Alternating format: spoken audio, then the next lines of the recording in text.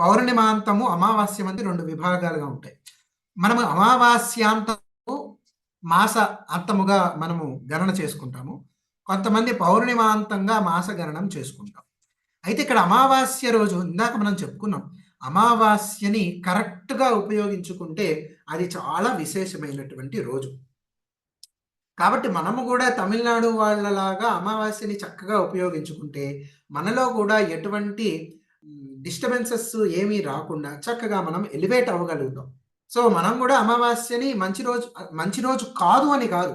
మంచి రో అంటే ఆ రోజు మనకి కొంచెం డిస్టర్బెన్సెస్ ఎందుకు ఆ రోజు మనకి బయట బాహ్యంగా కూడా ఆ రోజు కిరణాలు ఎక్కువగా లేకపోవటం, చంద్రుడి యొక్క కిరణాలు లేకపోవటం, జలములు విశేషంగా ఆకర్షించబడటం, ఇవన్నీ కూడా మనలో కొంచెం మెంటల్ ఇన్‌స్టెబిలిటీ అనేది వస్తుంది. కాబట్టి ఆ రోజు సాధారణంగా ఎటువంటి నూతన కార్యక్రమాలు చేసుకోకూడదు. కొంచెం మనం ఇన్‌స్టెబిలిటీగా ఉంటాము అని చెప్తారు. కాపోతే వారు కొన్ని విశేషాలు తీసుకొని అమావాస్య శుభదినంగా, అందుకే ఆధ్యాత్మిక ఔన్నతి కోసం అమావాస్యని మనం ఉపయోగించుకోవచ్చు. కాబట్టి వాళ్ళ ఆధ్యాత్మిక ఔన్నతి కోసం వాళ్ళు తీసుకునే అమావాస్య శుభదినము అని చెప్పుకున్నారు.